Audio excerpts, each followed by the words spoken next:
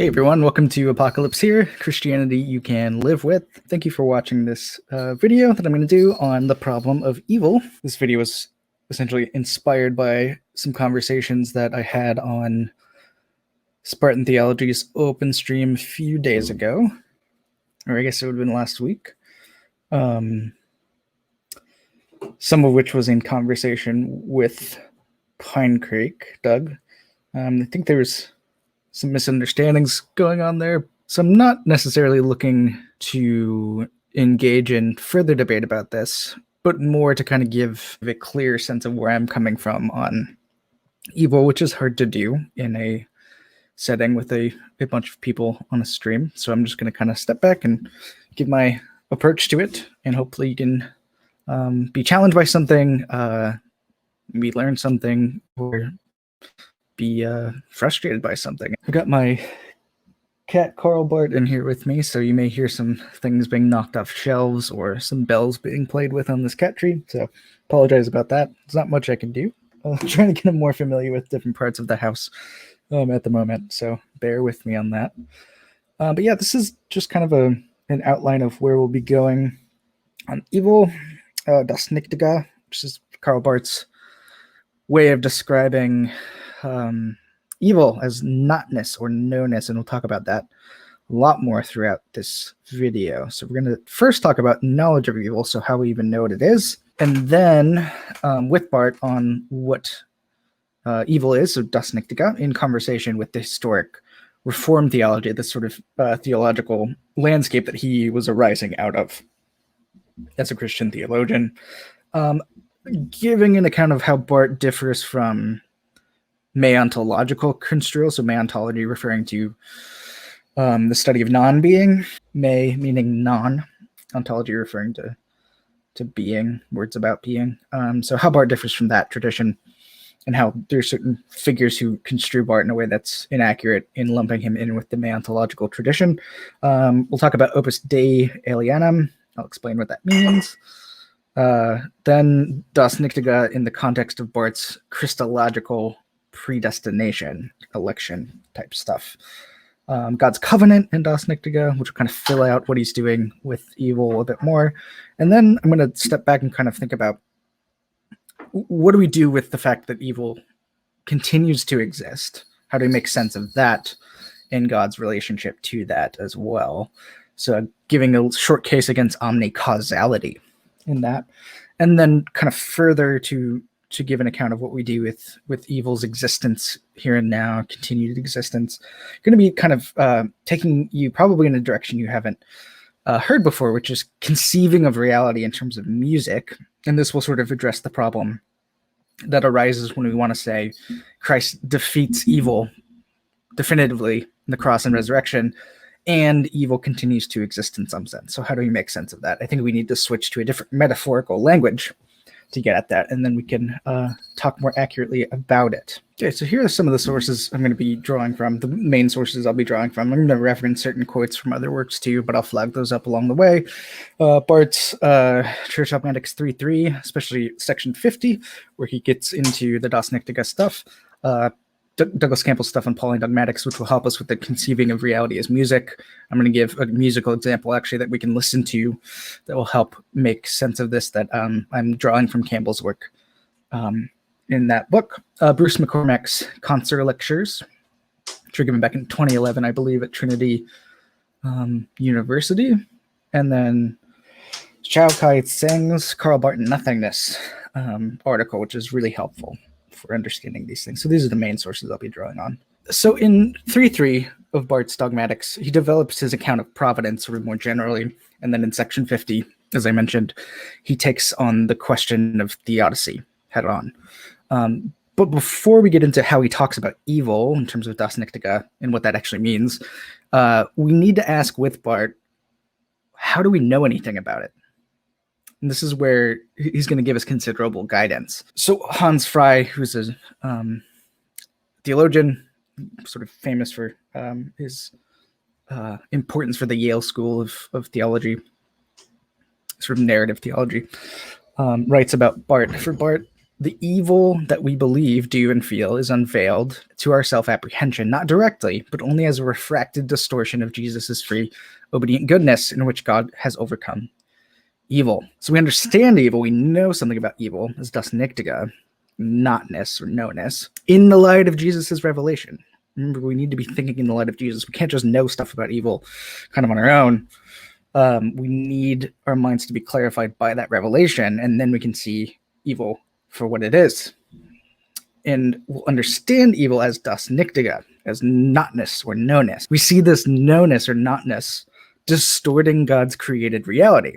Das Nichtige is a reality on whose account and against which God himself willed to become a creature in this creaturely world, yielding and subjecting himself to it, to this notness in Jesus Christ, in order to overcome it. So God electing to become incarnate in space and time, just grounded in God's eternal purposes to be incarnate, is to overcome this notness. And in order to clarify what Barth really means by das Nichtige, we're going to place him in conversation with sort of traditional Reformed approaches to the problem of evil.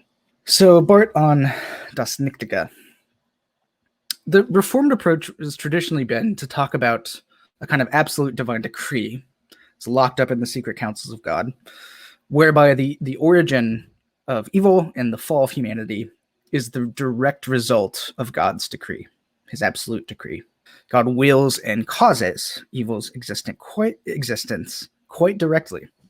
And Barth complains that this theodicy constitutes a kind of natural theology, an abstract metaphysical speculation. It's an arbitrarily electing God behind and above God revealed and self-revealed in Jesus Christ. So Barth sees this as kind of depicting this God that's not really being communicated to us in revelation, in Jesus's revelation, that we're really sort of making stuff up outside of that.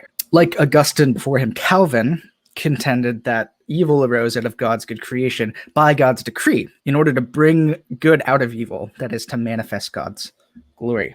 I'd agree with the Augustinian Reformed kind of model that God made all things very good. That's absolutely, amen.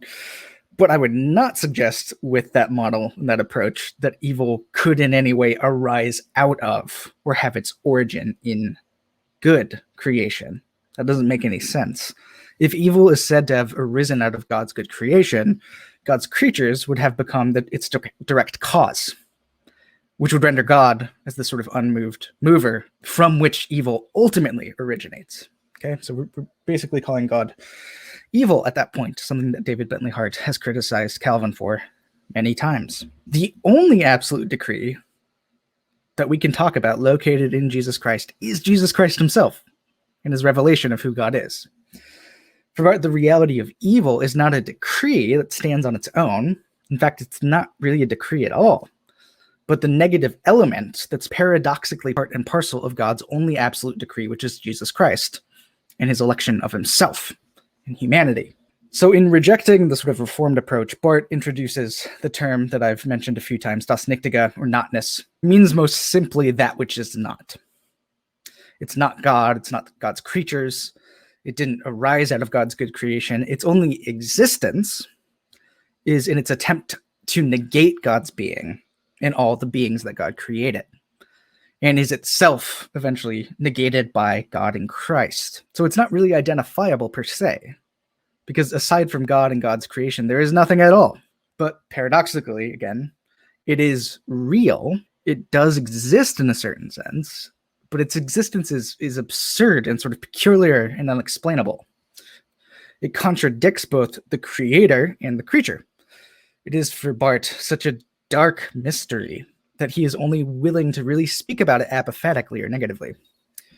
So notness also has no ontological status. It is real only in that it is parasitic on God's good creation, drawing life from it and manifesting in things we call sin and evil and death. And to use Immanuel Kant's terminology, there is no Ding an sich, or a thing in itself that stands behind the real phenomena of nothingness in its appearance as sin, evil, death, and the like.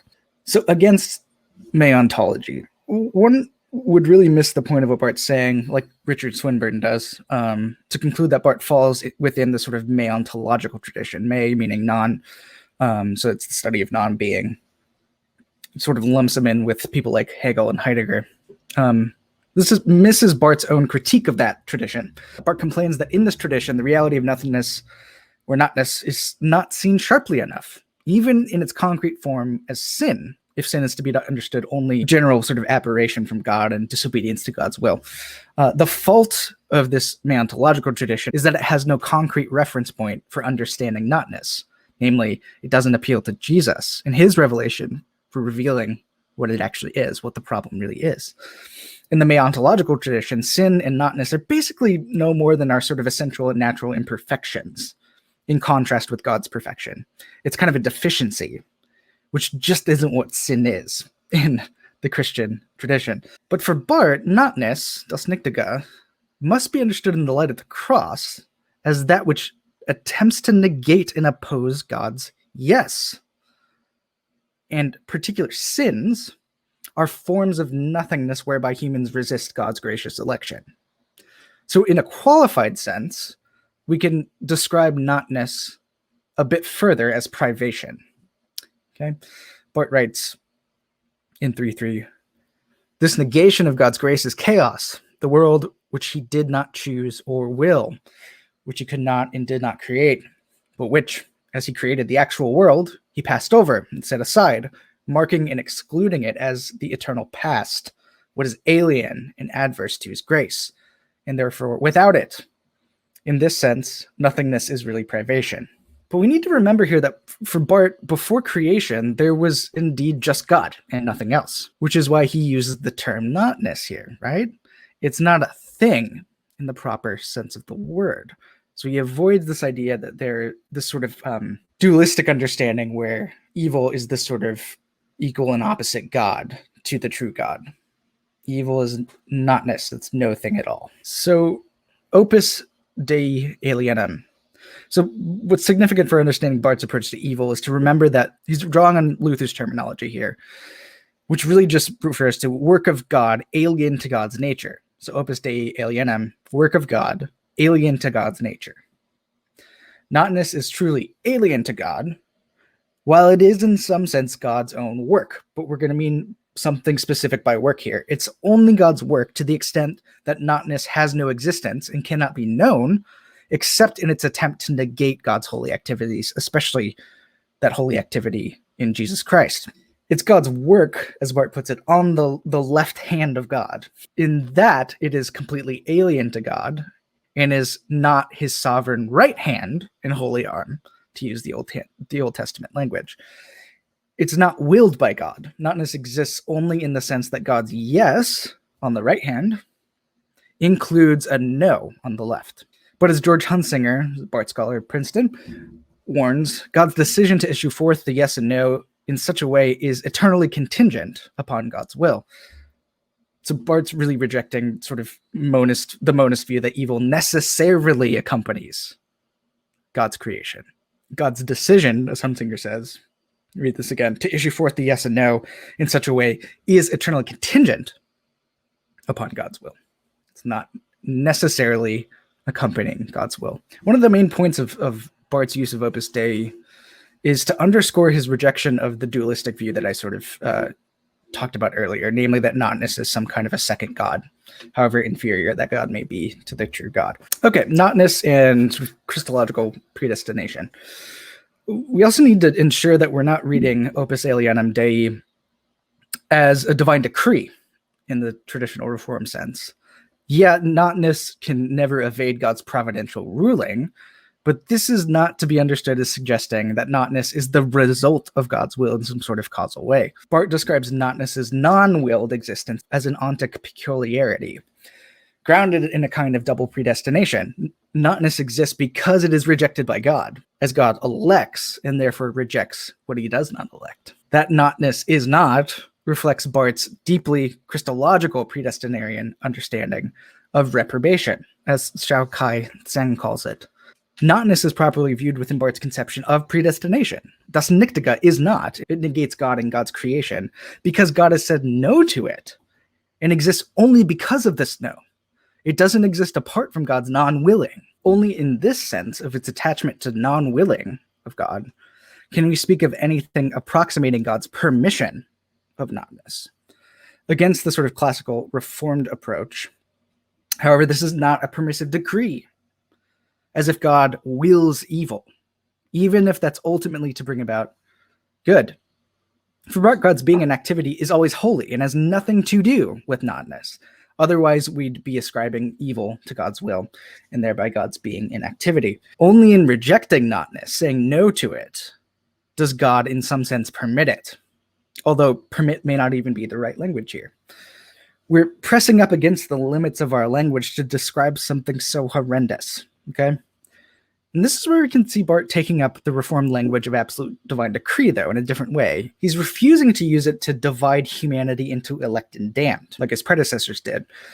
The division is only between God's absolute negation of notness and God's election of humanity in Jesus Christ. Now, the obvious question that's going to arise here is how God's non-willing gives notness some kind of existence. How does God's non-willing give notness some kind of existence? I don't think we really need to rationalize this. I don't think it requires a rationalization or a specification. I think the most we can say is that there's something paradoxical about this.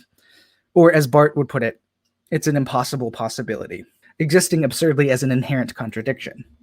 And this is where Barth can be difficult for folks, because he's really refusing to satisfy our demand for a theodicy.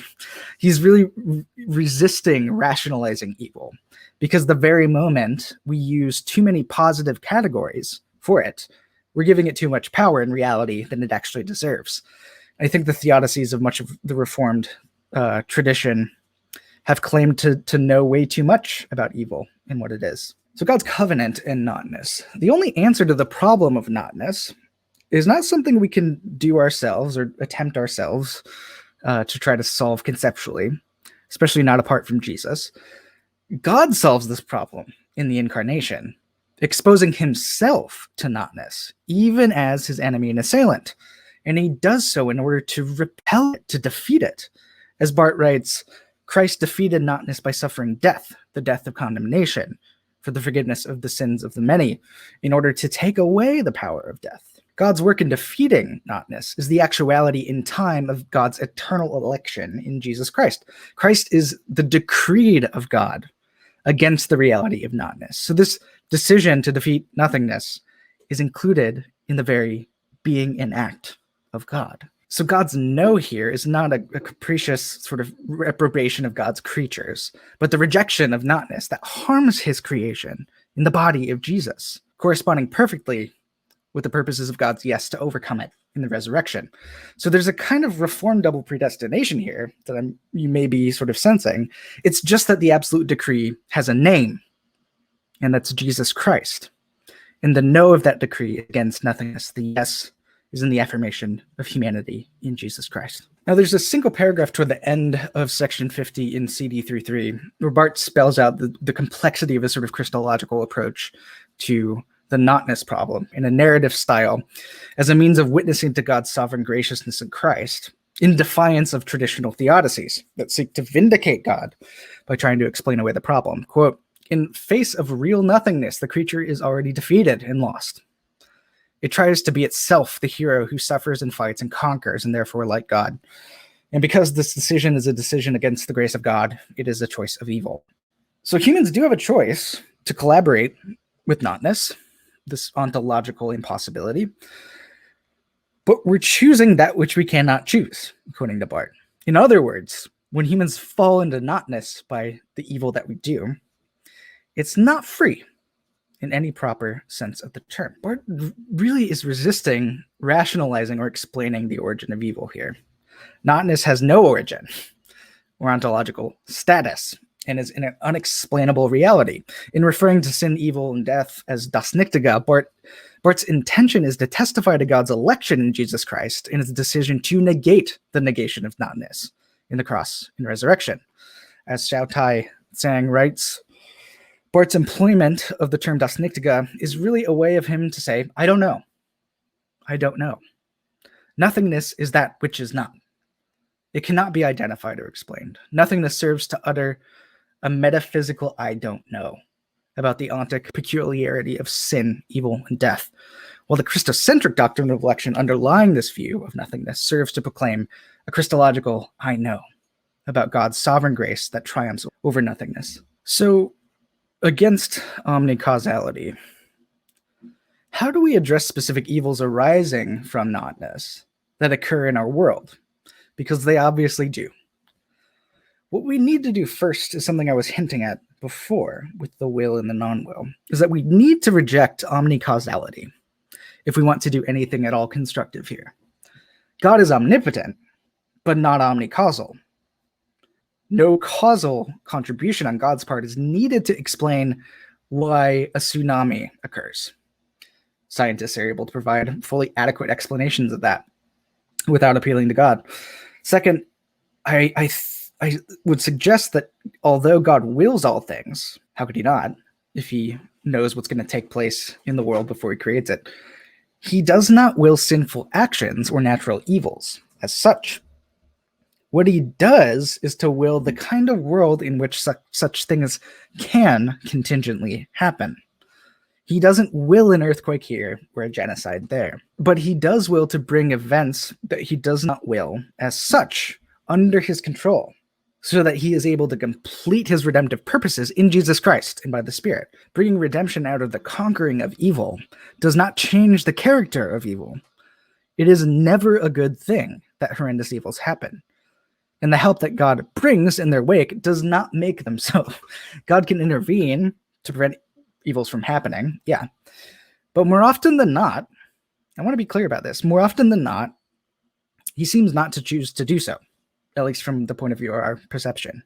Why I, as a pastor and a theologian, can't explain why he doesn't intervene more doesn't really make me unique. No Christian pastor or theologian can answer the question of why in terms of how it applies to particular events. And last thing I'll say on this, I don't think the challenge that the existence of horrendous evils poses to Christian faith is adequately addressed by simply saying that what the good God will bring, in the end, far exceeds the oceans of misery through which humans pass in the meantime. That's part of the answer that I would give, but as it stands, it's wholly inadequate. For that answer only makes sense if God is the kind of God who does not stand out at a distance shaking his head sympathetically over our plight, but actually enters into it, taking it into his own life and being, so it might truly be made otherwise. So no Christian theodicy can be effective without a place for the suffering of God in Jesus Christ. And this resonates strongly with something that Pope Benedict XVI said in a televised reply to a 7-year-old girl's question about the reason behind human suffering. He said, "We do not have the answer. We don't have the answer, but we know that Jesus suffered as you do, and that the true God who is revealed in Jesus is by your side." And Pope John Paul II, too, stated, "The book of Job poses in an extremely acute way the question of the why of suffering, but it does not yet give the solution to the problem. The answer has been given by God to the humanity in the cross of Jesus Christ." Now, this brings up an obvious question. If Christ has solved the problems of the cosmos, what about evil's continued existence? How do we make sense of that if we really want to affirm that God in Christ is taking care of the problems confronting the cosmos? We're surrounded by all sorts of evil and awfulness. The world is a mess, and we shouldn't avoid saying that. News obviously provides us with daily examples of pain and suffering, unmitigated evil, in which Christians also share. So someone may object to the account that Jesus has solved the problem of notness, and that we're actually involved with God, really and truly participating in him now, acting out of this new resurrected reality with new minds as new creations, as the Apostle Paul would say it. Someone may object to this to say, "Oh, but I'm looking around me and I see all sorts of horrible things," right? It seems like Christ hasn't solved the problems of the cosmos, and we really just have to wait for that solution to arrive later on, if at all. Any suggestion otherwise, especially any positive claim that Christ has brought about a solution, could be seen as wishful thinking, or even could be construed as offensive. But we can claim that Christ has provided a solution in the present, and that we're still involved in the world of the flesh, the world that is being negated by das Nichtige. And these can be true at the same time. Part of the issue is that we're shaped by modern Western culture that tends to think about entities as occupying discrete, mutually exclusive spaces, so oil and water in a bottle. Different things we expect separate out from one another and occupy different layers within broader reality. They don't mix together, right? Moreover, modern Westerners are biased toward visual, ocular metaphors. When we think of accessing reality, we imagine looking at it through our eyes. And we tend to imagine things that are, again, mutually exclusive. We see tables sitting next to chairs, not overlapping, on a carpet, and they don't move through each other, right? This is how we visually construct our world. So when we say that we still inhabit the world that is being negated by das Nichtige, the world of the flesh, the world we can see all around us, we immediately feel that the world is mutually exclusive of anything else. To claim that the reality inaugurated by Christ, the feat of nothingness, is really present as well as the world of the flesh is basically impossible, according to modern thinking. So the Christian claim that a spiritual world is present within and around us, offering to determine all of our activities as Christians over against the determinations of the flesh and lapsing into nothingness, is powerfully counterintuitive. But if we switch to a more appropriate metaphors, I think, then things will become clear. Paul locates the visual dimension firmly in the age of the flesh, this age that's being ruled, and where nothingness is taking up residence through evil and sin and death. Paul says something quite clear about this in 2 Corinthians 4:18. Fix your eyes on what is not visible, not on what is visible, because the visible is temporary, but the invisible is permanent. So following Paul's cue, we might think about this situation sonically instead of visually, using music instead of optically, visually with our eyes. So I'm going to use an example of actual music to show you what I'm saying. And this illustration is coming from Douglas Campbell's book, Pauline Dogmatics, where he uses different songs to illustrate this than I am right now. Okay, so you should be able to hear this that I'm playing.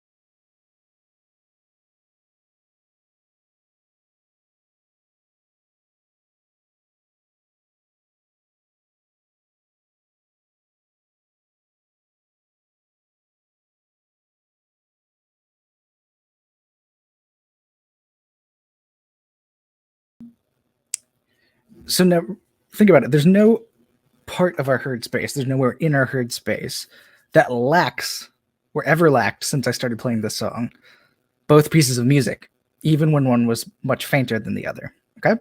Every single part of the space that we occupy is touched by the Meshuggah song, the music of the flesh, and by the Haim song, Los Angeles, the music of the spirit, of the music of Christ, new reality. Both pieces of music were fully present within and alongside each other, right?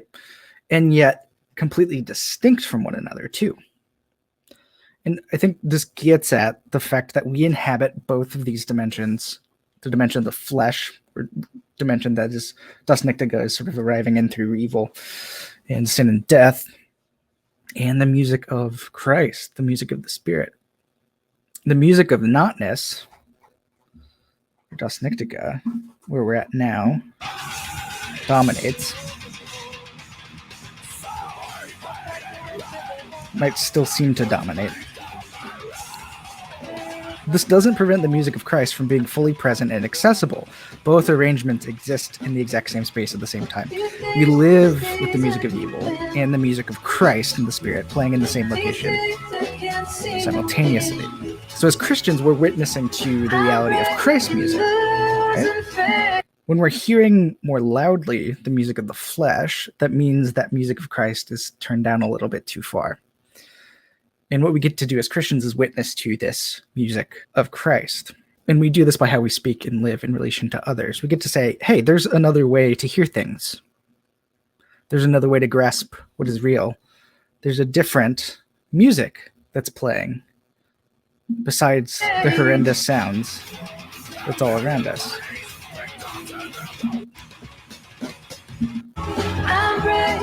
Let's turn up the volume.